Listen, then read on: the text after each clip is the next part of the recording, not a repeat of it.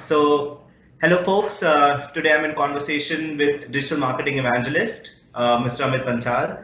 Amit एक digital marketing consultant है and he's also an influencer on Facebook, Twitter and Instagram. He's known for creating brands and marketing strategy execution for various fields. With over 10 years of experience in social media marketing, SEO, content marketing and reputation management, he has helped business transform their online presence and make the brand ready for digital growth. He's also mentor at GUSEC, Gujarat University Startup and Entrepreneurship Council, and Ignite Incubator at Silver Oak College. So, Amit, आपने अपनी welcome to Viscai's event, like this interview session. So, हम जानना चाहेंगे कि आपने अपनी journey की शुरुआत कैसे करी?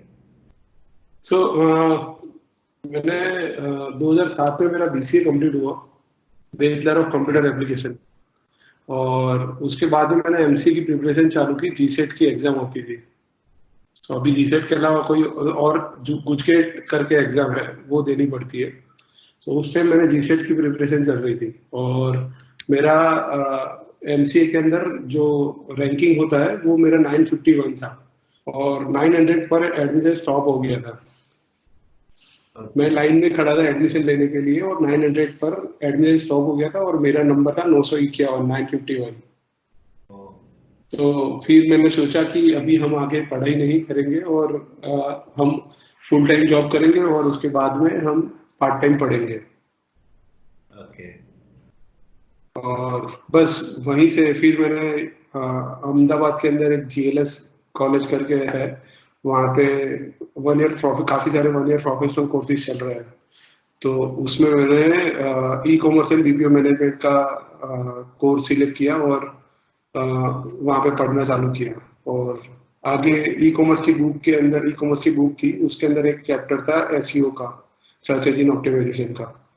सो थ्रू दैट चैप्टर जो भी ट्रांसफॉर्मेशन हुआ वो सब वही एक चैप्टर की वजह से हुआ।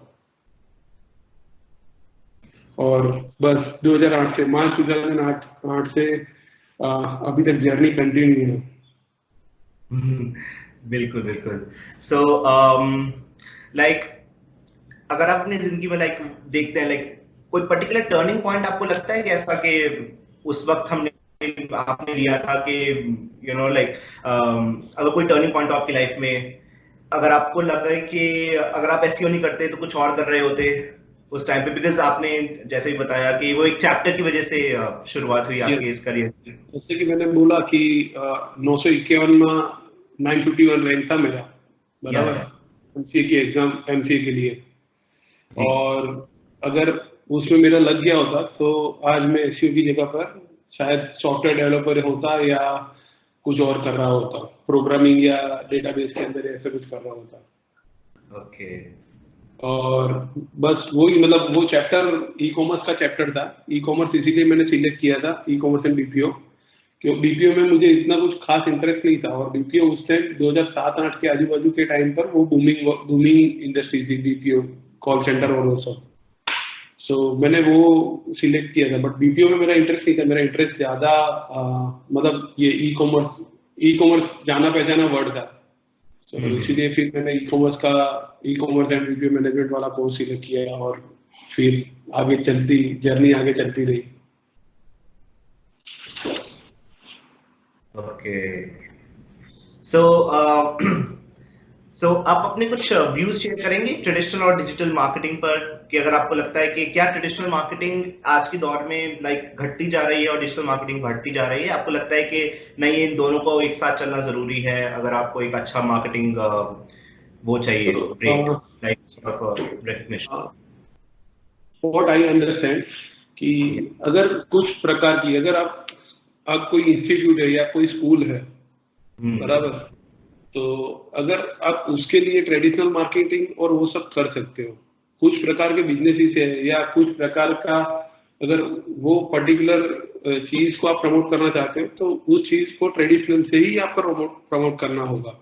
अगर उसको आप डिजिटली लेके जाते हो तो आपको वहाँ पे सक्सेस नहीं मिलेगा, या मतलब जो रिजल्ट चाहिए वो आप वहाँ पे अचीव नहीं कर पाओगे।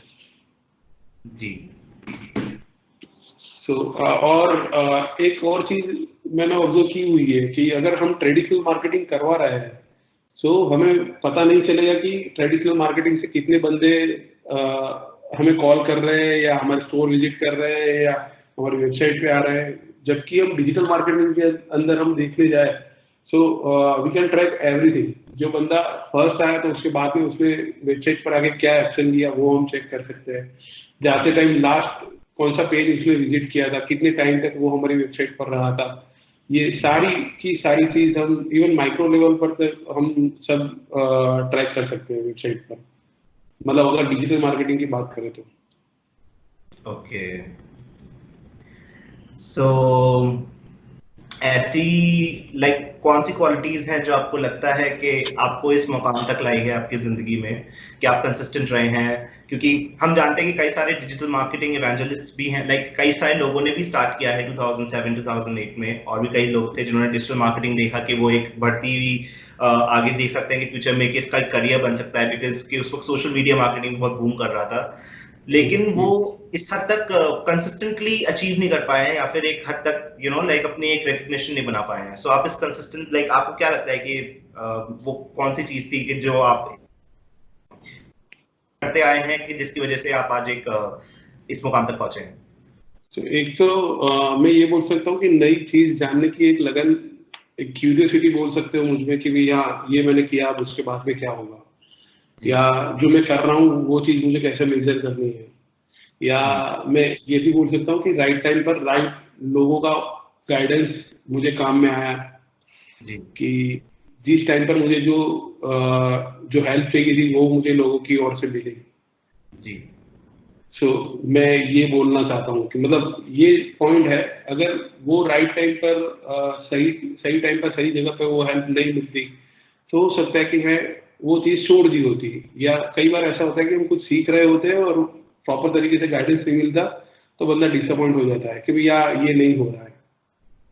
मैं ये बोलना चाहूंगा कि मतलब स्टार्टिंग से लेके अभी तक अभी भी कुछ लोग मेरे से ऐसे जुड़े हुए हैं कि कहीं कभी भी मुझे कुछ क्वेरी या कंफ्यूजन होता है तो मैं उनसे कॉल पे या रूबरू मिल के बात करता हूँ कि यहाँ ऐसी क्वेरी है, या मतलब इवन कुछ प्रोजेक्ट्स में भी ऐसा चल रहा है तो मैं उनको बोलता हूँ कि भाई ऐसा सीनारियो है, ये मैं यहाँ पे अटक गया हूँ, तो मुझे तुरंत गाइडेंस मिल जाता है उनकी ओर से।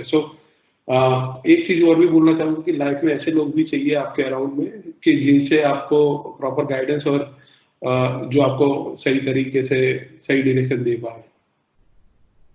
ये तो बहुत जरूरी है।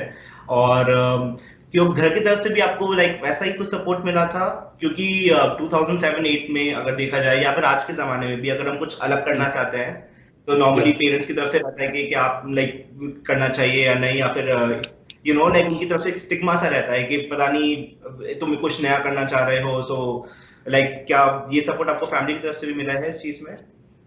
हाँ, देखो कोई भी बंदा है अगर कुछ करने जा रहा है या तो सबसे पहले सपोर्ट उनको फैमिली की ओर से होता है, उसके बाद में उसके जो फ्रेंड्स है उनकी ओर से होता है, देन जिस जगह पे काम कर रहा है वहां से उन लोगों को मिलता है सपोर्ट। मतलब वो सपोर्ट रहा है, और मतलब वो अगर सपोर्ट नहीं होता तो कोई भी बंदा है वो आगे जाके अटक जाता है बिना सपोर्ट के। वो तो है। और आजकल आप देख रहे होंगे कि जो लोग हैं अब डिजिटल मार्केटिंग क्योंकि इतना बूम कर रहा है, अब लोगों को पता चल रहा है, यहाँ तक कि मैंने अपने भी फ्रेंड्स से पूछा है जो शायद इंजीनियरिंग कर रहे हैं बट उनका इंटरेस्ट आ रहा है कि मैं डिजिटल मार्केटिंग में जाऊं। सो ऐसे नए नए जो लोग आ रहे हैं, the newbies in this industry that are coming, so उनके लिए आपका क्या राय रहेगी कि आप अपने लाइफ एक्सपीरियंसेस से आपने जो भी एक्सपीरियंस अभी तक आपने अर्न किया है आप उन्हें क्या सजेशंस देना चाहेंगे जो लोग नए आना चाह रहे हैं डिजिटल मार्केटिंग में इस वक्त? तो मैं ये सजेशन देना चाहूंगा उनको कि अगर आप चाहते हो कि आप डिजिटल मार्केटिंग में आए और मतलब खुद को एक अच्छी जगह पे देखना चाहते हो आप, तो खुद से सीखना चालू करो। काफी सारे मटेरियल्स, काफी सारे वीडियोस, काफी सारे पीडीएफ डॉक्यूमेंट और बाकी सारे मटेरियल्स और वो सब ऑनलाइन अवेलेबल है। काफी सारे लोगों ने लिखा हुआ है और काफी सारे वीडियोस भी उन लोगों ने बनाए हुए हैं, तो वो सब आप रेफर कर सकते हो। और जो चीज कंफ्यूजन होती है वो पॉइंट उसको पैटर्न्स बनाते जाओ, नोट डाउन करते जाओ, और जब ये सीखने बैठो, मतलब दिन में एक टाइम फिक्स करो कि 1-1.5 घंटा या 2 घंटा मुझे डिजिटल मार्केटिंग के ऊपर देना है, और ये खुद से ही होगा। अगर कोई बंदा आपको सिखा रहा है तो वो जो सिखाएगा वही चीज आपके ध्यान में रहेगी, उसके अलावा या उसके आजू बाजू वाली चीजें आप एक्सप्लोर नहीं करने वाले हैं, वो मैं श्योर हूँ।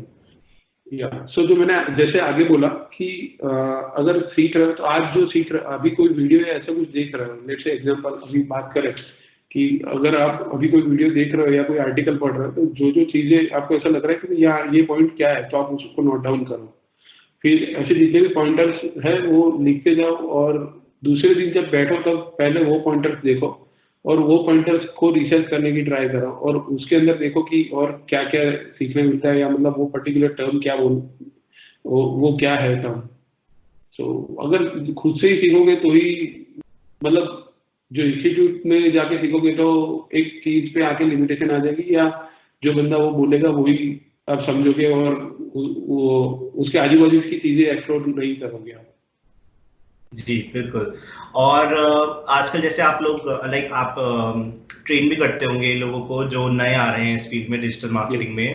सो आपको क्या लगता है कि आजकल की जो नए लोग डिजिटल मार्केटिंग के अंदर कदम रख रहे हैं, is there something that they are lacking other than having a knowledge of digital marketing also, like because लोगों को लगता है कि यार डिजिटल मार्केटर बन जाऊंगा तो like I'll be a huge and big shot, क्योंकि आपको भी 10 साल लगे हैं यू नो लाइक अपनी एक पहचान बनाने में। सो आपको ऐसा लगता है कि लोग में कोई एक ऐसी चीज है जो वो लैक कर रहे हैं जब आप उन्हें ट्रेन करते हैं किसी भी नए न्यूबी को?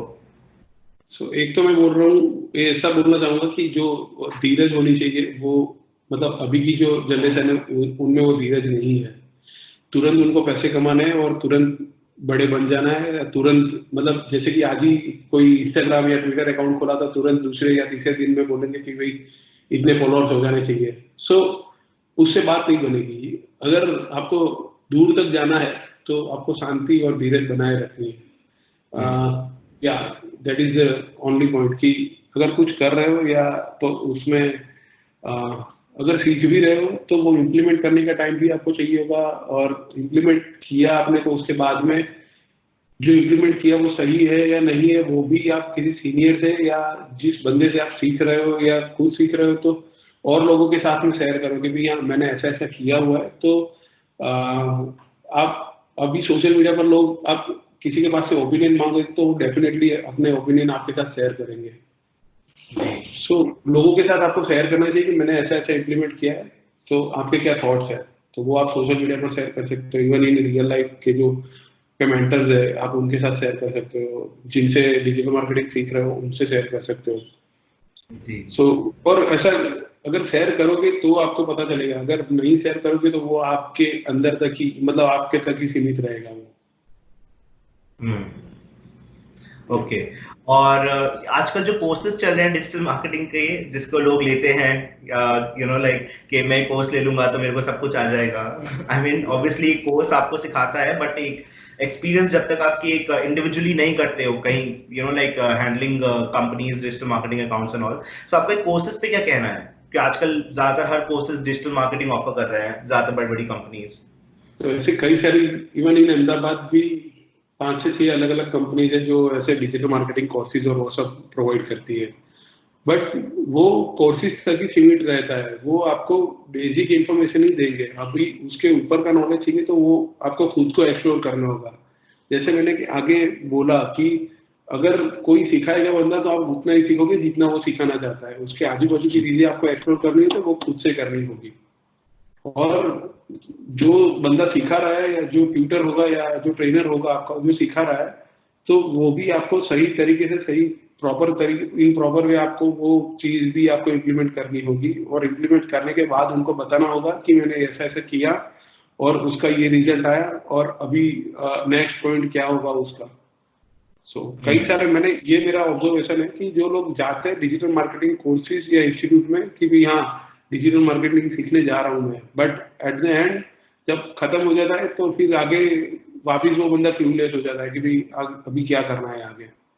सीखने जा रहे हो तो आप प्रॉपर तरीके से सीखो, जो वहां से जो लोग असाइनमेंट या जो भी काम दे रहे हैं, मतलब जो बोल रहे हैं वो सुनो, वो प्रोसेस फॉलो करो, और बस वही है कि इम्प्लीमेंट करो, एक्सपेरिमेंट करते रहो और जो सीख रहे हो वो और लोगों के साथ में शेयर करते रहो। ओके, सो आप लाइक कंपनीज को भी मेंटर करते हैं, प्रीटी श्योर। सो आपको ऐसा क्या लगता है कि आजकल के जो नए इंडियन एंटरप्रेन्योर्स आ रहे हैं, स्टार्टअप्स आ रहे हैं, एंड बिजनेस ओनर्स जो हैं, what are they doing wrong in marketing in context of like digital and traditional, they both, like what do you think that these new businesses are lacking? So, एक जितने भी company owners को और उन लोगों को जो मिल रहा हूँ मैं अभी, तो सबकी एक कॉमन नीड है, कॉमन जरूरत है कि हमें वेबसाइट से लीड जनरेट करनी है जी। फिर उनकी वेबसाइट अभी करंट कंडीशन कुछ भी हो, बट उनका मेन पर्पस और मेन प्रॉब्लम ये होता है कि भाई वेबसाइट पर लीड ही नहीं आती जी। तो एक ये है। ये मतलब मैं काफी सारे लोगों को बोलता हूँ कि ये एक लॉन्ग टर्म प्रोसेस है। अगर वेबसाइट कहीं आपकी रैंक कर रही है, बराबर, कोई जगह कोई पोजीशन पर रैंक कर रही है गूगल में, तो आपकी वेबसाइट की इंप्रेशन अपने आप बढ़ेगी, और इंप्रेशन बढ़ रही है दैट मीन्स कोई आपकी वेबसाइट देख रहा है गूगल के अंदर। अगर देख रहा है तो बंदा क्लिक करेगा, और क्लिक करेगा तो वो बंदा आपकी वेबसाइट पर आएगा, और अगर बंदा आपकी वेबसाइट पे आ रहा है तो कहीं ना कहीं वो इंक्वायरी फॉर्म भी फिलअप करेगा। बट ये सारी चीजें, ये सारी प्रोसेस है, उसके लिए आपको ये ध्यान में रखना है कि पहली चीज है आपकी वेबसाइट कहीं रैंक करनी चाहिए, कहीं कोई भी पोजीशन पर, बराबर। उसके बाद वाली पोजीशन है कि अगर रैंक कर रही है तो जो टाइटल और मेटा डिस्क्रिप्शन रखे हुए हैं तो वो प्रॉपर तरीके से रखे हुए हैं कि नहीं है, वो भी आपको चेक करना है। अभी इंप्रेशन आ रही है, अगर वो प्रॉपर तरीके से रखे होंगे तो और लोगों से ज्यादा क्लिक आपके रिजल्ट पे होगा, या आपकी वेबसाइट पर क्लिक करेंगे वो बंदा। अभी जो मेटा डिस्क्रिप्शन रखा हुआ है और टाइटल रखा हुआ है आपने, सो वो देख के बंदा अगर क्लिक करके आपकी वेबसाइट में आ रहा है और जो वहां पे लिखा हुआ है उसको नहीं मिल रहा है, तो वो बंदा वहां से भाग जाएगा, रुकने वाला नहीं है वो। और दूसरा सिनेरियो ये भी हो सकता है कि कई बार सब सक्सेसफुली हम लोगों को लेके भी आते हैं हमारी वेबसाइट पर, बट वो इंक्वायरी फिलअप करे वैसा कुछ ऑप्शन नहीं होता, या तो हमने प्रॉपर तरीके से कॉल टू एक्शन सेट नहीं किए हुए होते। तो ये सारी चीजें मैटर करती है। ये सर्च इंजन वाला प्रोसेस होता है। उसके अलावा और भी है, जैसे कि आप social media on daily basis actively आप अपडेट कर सकते हो, आपकी कंपनी प्रोफाइल अपडेट कर सकते हो, आपकी टीम है उन लोगों के पास से वो रेगुलरली शेयर करवा सकते हो। सो वो सारी चीजें भी है। बट अभी जो कंपनी ओनर है उनकी मेन प्रॉब्लम ये है कि उनको मतलब कॉन्स्टेंटली ऑन डेली बेसिस पर लीड चाहिए। सो आप ये देख रहे होंगे कि आजकल गूगल का देखा जाए जो एल्गोरिथम्स का जो चेंजेस आ रहे हैं, उसके अलावा काफी सारी जो जो ट्रांजिशन देख रहे हैं हम इस चीज में देख रहे हैं कि कंटेंट मार्केटिंग को बहुत ज्यादा इंपीटस दिया जा रहा है, इंपॉर्टेंस दी जा रही है। सो over the 10 years of journey, what kind of a evolution have you seen in this content marketing? This content marketing आपने कैसा evolution देखा है? So at the initial stage, जब 2007, 2008 की बात करें, तब ऐसा था कि हम कहीं से भी कंटेंट उठाए और कोई भी जगह पे डाल के वहां पे कॉपी पेस्ट करके सीधा सिंपल अपने नाम से चढ़ा देते थे, या कोई ब्लॉग या ऐसा कुछ लिखना है तो कंटेंट स्पिनिंग टूल आता था उस टाइम, अभी भी होंगे अवेलेबल मार्केट में, बट उस टाइम था स्पिनिंग टूल।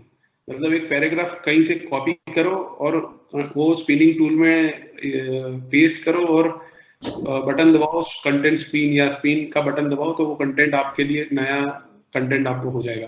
सो उस टाइम ये प्रोसेस चल रही थी और लोगों से सुना भी था। तो उस टाइम ये स्पिनिंग टूल और वो सब लोग यूज करते थे और कंटेंट रीराइट करते थे, और मतलब कोई प्रॉपर तरीका, मतलब कंटेंट के अंदर ऐसा नहीं था कि अभी ये यूनिकनेस और वो सब लास्ट 4 या 5 साल से मैं देख रहा हूँ, बट उस टाइम भी था, बट लोग अपनी तरीके से सब करते थे। बट जैसे जैसे गूगल का एल्गोरिथम अपडेट होता गया, वैसे वैसे लोगों को पता चलता गया कि भाई हाँ, कंटेंट यूनिक होना चाहिए, कंटेंट के अंदर बुलेट पॉइंट्स होने चाहिए, कंटेंट के अंदर इमेजेस होने चाहिए, कंटेंट के अंदर वीडियोज होने चाहिए, ताकि कंटेंट को हम और इंटरैक्टिव बना सकते हैं। और at the end of content हम एक रैप अप वाला एक सेक्शन ऐड कर सकते हैं, हम कंटेंट के अंदर सेल्फ स्पीच ऐड कर सकते हैं, और कंक्लूजन वाला पार्ट हम अंदर ऐड कर सकते हैं, और पॉइंटर्स, सब पॉइंटर्स ऐड कर सकते हैं। सो ये सारी चीजें मतलब पहला ऐसा था कि भाई यहाँ सीधा ऊपर से एक लाइन चालू हुई एट द एंड, पूरा ऐसा भी नहीं था कि 1000-1200 या 1500 वर्ड वाला कंटेंट और वो सब, लोग 200-300-400 वर्ड वाला आर्टिकल भी पब्लिश। आई थिंक इजेंट के अंदर मैंने देखा था उस टाइम कुछ 500 के आजू बाजू की कुछ वर्ड लिमिट थी। इजेंट आर्टिकल करके एक वेबसाइट थी जिसके अंदर 500 से ज्यादा वर्ड है तो ही वो आपको आपका कंटेंट वहां पे सबमिट होने में एलिजिबल होता था। सो उस टाइम ऐसा था कि 500 टू 700 के बीच में अगर आपका कंटेंट है तो वो वहां पे आपको आर्टिकल सबमिट करने देंगे, अदरवाइज 500 से कम वाला है तो वो सबमिट करने नहीं देंगे। सो एक वो भी था।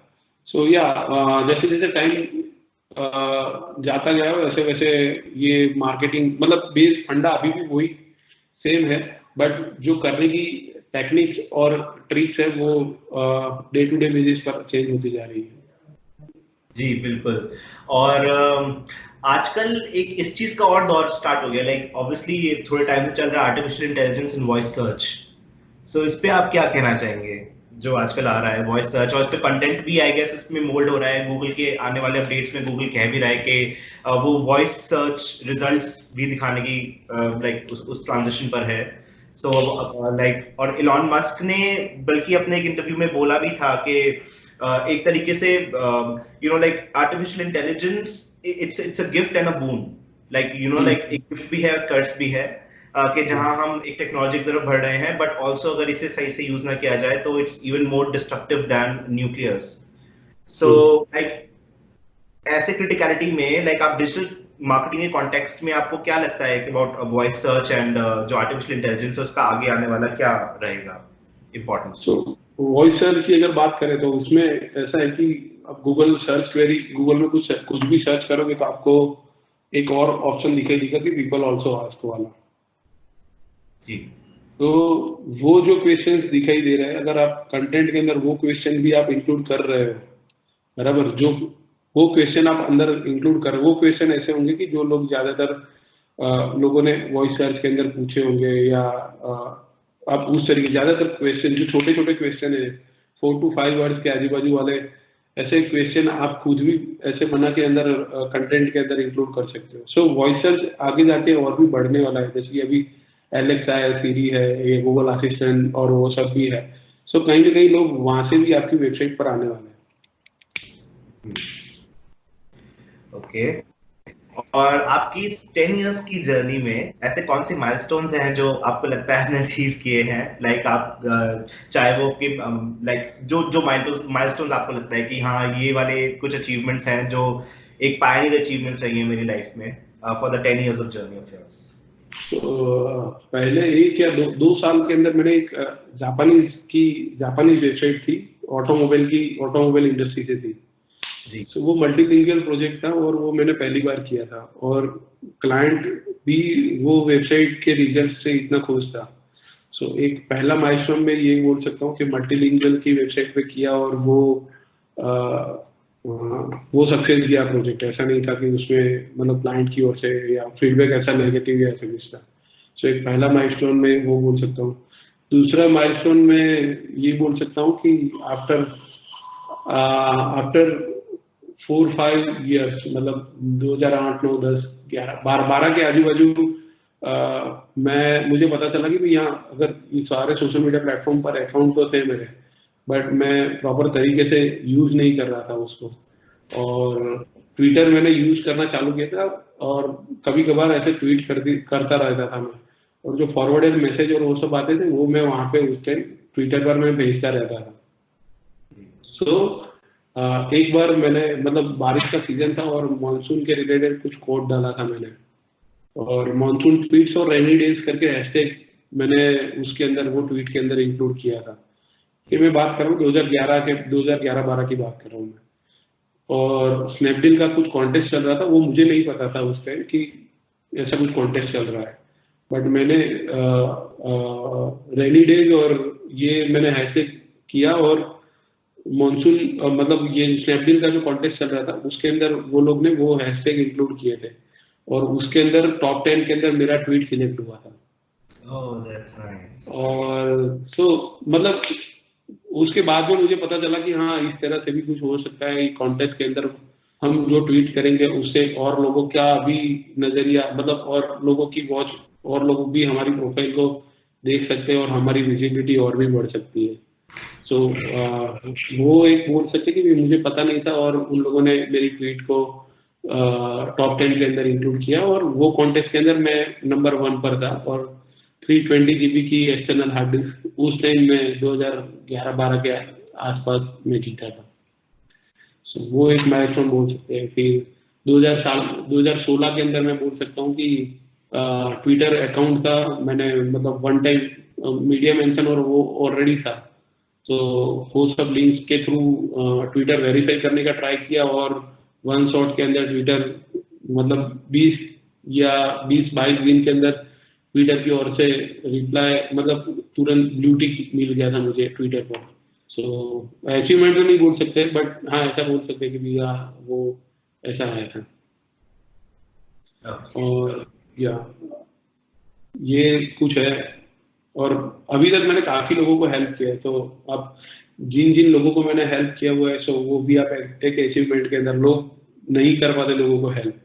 सो मैं मेरे टाइम में जो काम करता हूँ उसके बाद भी मैं टाइम निकाल कर भी उनके लिए मैं अवेलेबल रहता हूँ और उनको मैं हेल्प करने के लिए ऑलवेज रेडी रहता हूँ। सो आप इसको भी एक अचीवमेंट के तौर पे भी ले सकते हो। वो तो है, खैर बिल्कुल डेफिनेटली ये एक अचीवमेंट है।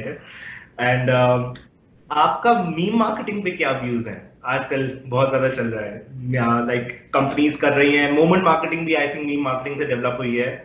सो मीम मार्केटिंग हो गया, मोमेंट मार्केटिंग हो गया कि जरा जरा सी चीजों को कैप्चर कर लेते हैं और फिर एकदम से वायरल हो जाती है। जैसे कि एक वो अभी पैराशूट वाला वीडियो था और कि भाई मैं क्यों यहाँ पे आया, पैराशूट मैंने क्यों किया, ये वो, सो वो एक वायरल हो गया था। फिर दूसरा वाला अभी जोमेटो का इंटरव्यू, वो जो डिलीवरी बॉय था उससे बोला। सो मतलब ऐसी छोटी छोटी चीजें और वो कभी भी कैसे भी वो वायरल हो सकती है। सो वो आपको देखना है कि कौन सी चीज वो ऐसी है, मतलब आपको ट्राई करते रहना है, कौन सी चीज कब वायरल हो जाए वो आपको भी पता नहीं होता। सो मतलब ये चीज है, और मीम लोग अलग अलग तरीके से अपने तौर पे लोग ट्राई करते रहते हैं। या सो अब लाइक फ्यूचर में आप डिजिटल मार्केटिंग इंडस्ट्री को कैसे देखते हैं? लाइक कि आगे आपके हिसाब से आने वाले सालों में किस तरीके से ग्रो करेगी डिजिटल मार्केटिंग इंडस्ट्री, और अगर आप अपने कुछ फ्यूचर प्लान्स के बारे में बता पाए तो। तो मैं मेरे फ्यूचर प्लान के बारे में तो नहीं बता सकता। डेफिनेटली। मैं ये डेफिनेटली बोल सकता हूँ कि जो लोग, जो यंग जनरेशन जो ज्वाइन करना चाहते हैं डिजिटल मार्केटिंग वो डेफिनेटली कर सकते हैं और आगे जाके फ्यूचर उनके लिए ब्राइट ही है। मतलब बस मेहनत उनको करनी होगी, कंपटीशन और भी है तो उनको मेहनत करनी होगी और ज़्यादा से ज़्यादा नई नई चीज़ें हर रोज एक्सपेरिमेंट करना है और उनको सीखते रहना है। सो मतलब कोई भी बंदा है वो ऐसा नहीं चाहेगा कि थ्रू ऑनलाइन मुझे बिजनेस ना हो। तो फ्यूचर मैं ये बोल सकता हूँ कि आगे और भी फ्यूचर है, स्कोप बहुत बढ़िया है। Okay, so thank you Amit. हमारा इंटरव्यू आज यहीं तक था। आपसे बात करके जानने के बारे में, डिजिटल मार्केटिंग के व्यूज जाने आपसे अच्छा लगा, and got to know about you personally कि किस तरीके से आपकी एक जो जर्नी रही है, this not just you know like it's been a proper struggle of like 10 years where you have learned a lot. और इस पूरे के पूरे प्रोसेस के बारे में where I got to know about के how did you basically started your digital marketing from just a chapter and today you are a sensation. So that's all I'd like to say to my viewers today. So this was, ladies and gentlemen, so this was Amit Panchal that we're talking about, a digital marketing evangelist who has made it so huge today that he has so many followers on digital marketing platforms on social media, and people are following him and they are listening to him today also on this interview. So thank you Amit, thank you so much. और मैं ये कहूँगा कि ये मेरा पहला video interview है। Oh, that makes it even more special. We are so happy कि आप एटलीस्ट इस वीडियो इंटरव्यू के लिए तो रेडी हुए। We are so happy for that. Website और उस जगह पे आर्टिकल्स और वो सब तो छपे हुए हैं, बट ये वीडियो इंटरव्यू होगा वो पहला होगा मेरा ये। So this is I guess an incredible opportunity, guys, that we are getting this opportunity to get face to face with Amit Panchal today. So this is the man behind all the work that the SEO stream has seen and over the years for the 10 years. So thank you so much, Amit, for joining with us today, and we'll take you and your team as well. Yeah, thank you so much. I mean, it was lovely talking to you. It was a really good conversation. Bye. Thank you. Bye.